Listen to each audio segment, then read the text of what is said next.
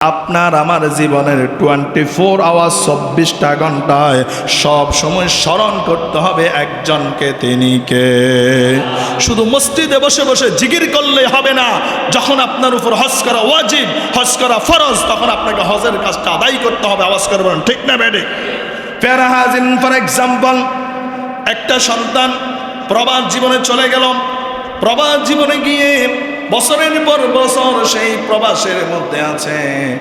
দেশের মধ্যে তার জনম দুঃখিনী মা আছে। এখন মায়ের প্রতি সন্তানের ভালোবাসা আছে না নাই? সন্তানের প্রতি মায়ের ভালোবাসা আসে না নাই? সন্তান প্রবাসে থাকলেও সব সময় মাকে স্মরণ করে কি করে না? সব সময় মাকে স্মরণ করে। সন্তান প্রবাসে গিয়েছে, বছরকে বছর চলে যায়, কিন্তু দেশে আসতে পারে না। সন্তানের মনটা হাহাকার হয়ে যায়, মায়ের মনটা হাহাকার হয়ে যায়। কিন্তু যখনই সন্তানের সামর্থ্য হয়, আর ওই সন্তান যদি টাকা পয়সা খরচ করে মায়ের বুকে যদি আসে, ওই সন্তান যেমন খুশি হয় তার চাইতে 1000 গুণ তার মা খুশি হয়ে যায়। জোরে বলুন ঠিক না বেঠিক? কিন্তু সন্তান যদি টাকার মায়া যদি করতো, আর টাকার মায়া করে যদি মায়ের কাছে না আসতো, তার টাকা থাকতো ঠিকই, কিন্তু তার মা সন্তুষ্ট হতো না। আওয়াজ করে বলুন ঠিক না বেঠিক? সন্তান প্রবাস থেকে আসার পরে মা যেমনিভাবে খুশি হয়, একজন সামর্থ্যবান ব্যক্তি, তার টাকা হলো, পয়সা হলো, সম্পদ হওয়ার পরে, সামর্থ্যবান হওয়ার পরে টাকার মায়া না করে, সম্পদের মায়া না করে, সেই যদি খানায় কায়বায় যায়, হজ করার জন্য যায়, উমরা করার জন্য যায়, আমার আল্লাহ তাআলা এমন বেশি ওই বান্দার উপরে সন্তুষ্ট হয়ে যায়। মা যত বেশি সন্তানের উপরে সন্তুষ্ট হয়, তার চাইতে 1000 গুণ ওই বান্দা আর বান্দির উপর আমার আল্লাহ সন্তুষ্ট হয়ে যায়। সুবহানাল্লাহ। এজন্য দূর থেকে আমরা আল্লাহকে স্মরণ করি। যদি আমাদের সুযোগ হয়, সেই সুযোগটা আমাদেরকে সরাসরি কাজে লাগানোর দরকার আছে না নাই? এই পৃথিবীর মধ্যে, গোটা পৃথিবীর মধ্যে, বিশ্বের মধ্যে সবচাইতে শ্রেষ্ঠ এবং উন্নত সম্মত জায়গার নাম হচ্ছে মক্কা আর মদিনা। আওয়াজ করে বলুন ঠিক কিনা? এজন্য যাদের সামর্থ্য আছে, টাকার মায়া করবেন না। কি করবেন না? টাকার মায়া করবেন না। প্যারা হাজিরিন, আল্লাহ তাআলা বলছেন, যারা টাকার মায়া করবে, হজ করতে গেলে যার পরিবার থেকে বাধা দিবে, আর এই বাধা যদি সেই শুনে, ওয়ামান কাফারা ফাইন্নাল্লাহা গানিয়্যুন আনিল আলামিন। যারা বাধা দিবে আর যে বাধা শুনবে, উভয়জন ধ্বংস হয়ে যাবে, ক্ষতিগ্রস্ত হয়ে যাবে। জোরে বলুন ঠিক না বেঠিক? যেই আল্লাহ আপনাকে সম্পদ দিল, যেই আল্লাহ আপনাকে সামর্থ্যবান বানালো, সেই আল্লাহ চাইলে আপনার থেকে এই সম্পদ ধন ছিনিয়ে নিতে পারেন কি পারেন না? কথা বলেন। সকালবেলার ধনীরে তুমি বিকালবেলার ফকির, বিকালবেলার ফকিরে তুমি সকালবেলা ধনী। সকল কিছু মালিক বানাতে পারেন, ফকির করতে পারেন একজন, তিনি কে? এজন্য আল্লাহ তাআলা বলছেন, গোলাম, আমি তোমাকে যখন সামর্থ্যবান বানিয়ে দিলাম, টাকা দিলাম, পয়সা দিলাম, এই টাকার মায়ায় পড়ে যাও না, সম্পদের মায়ায় পড়ে।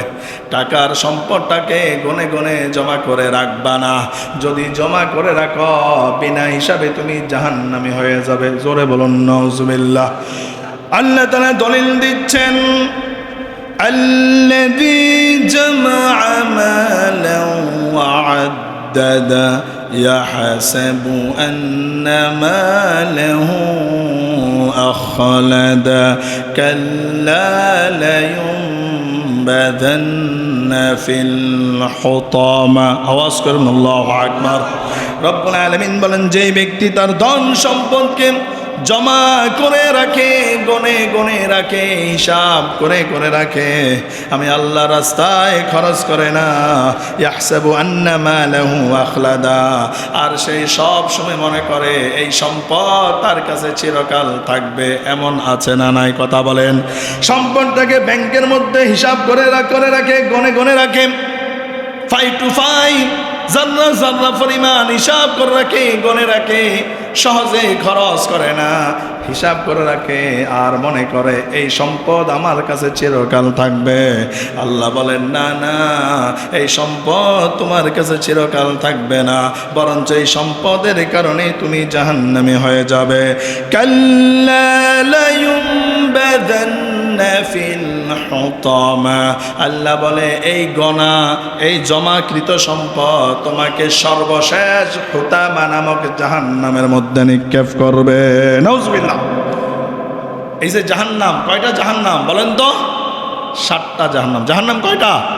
7টা। এই 7টা জাহান্নামের মধ্যে অন্যতম একটা জাহান্নামের নাম হচ্ছে হুতামা। কি? হুতামা।